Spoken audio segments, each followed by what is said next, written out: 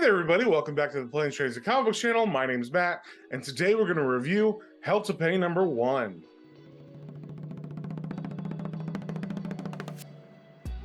But before we get into that, if you guys wouldn't mind sharing, subscribing, commenting, it really helps me out, lets me know what you guys want to see more of. So, with that being said, let's get straight into it. All right, we got the cover here for Hell to Pay number 1. It is an Image comic, and it is by Charles Soule and Will Sliney. And we start off on the first page in County Cork, Ireland, inside of a castle. And we cut to a couple inside, and they are on a date. It turns out this guy owns this castle, and he is trying to impress this woman named Maya.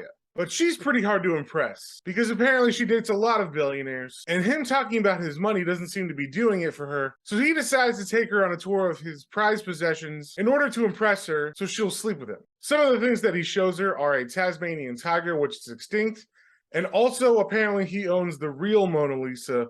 The one in the Louvre is the fake. But even all this doesn't impress her. She tells him that she's seen stuff like this before, but he says this is not all. There's one thing he has that he can't show her, but he can tell her a story that would prove that he has this item. So he proceeds to tell this story about how people's souls are slaves inside of hell, but there's actually a marketplace in hell where demons do transactions and have, I guess, capitalism, and they have their own type of money. It's called karak.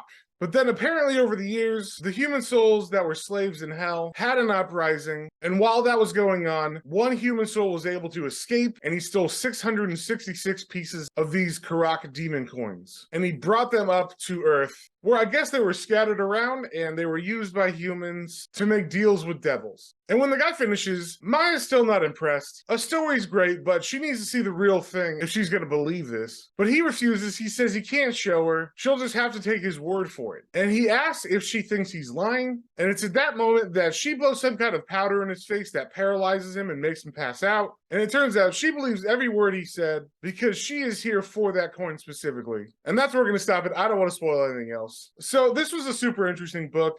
I hadn't really planned on picking it up, but the cover caught my interest, and I've read enough good Charles Soule books to give him a chance when I see something new come out from him. I think the setup story for this book is super strong, the characters are very likable, and the idea that hell has its own market that consists around these coins they use to trade and barter with is a pretty original one. I don't think I've ever seen that used in any other kind of story before. And the characters Mia and her husband, who we meet later, are very fleshed out. Their backstory is super interesting, and I definitely want to find out what's going to happen with them at the end of this book. I thought the art by Will Sliney was good. It seems like this book would be pretty fun to draw because you have a bunch of imagery of hell, and then there's a bunch of action and fight scenes later. So it's like a good mix-up of things to draw. And the designs for his demons were pretty cool. The bottom half is Cthulhu and the top is Hellraiser. So that's a pretty interesting design. So overall, I like this book a lot. I think the art is really strong, and I think the story is just as solid. So I'm gonna give this book a 4 out of 5. And if you like books about heaven and hell that kind of play with the rules of that mythology, then this one's gonna feel pretty original, and you'll probably dig it. So if you saw anything you like, definitely go pick that up at your local comic book store,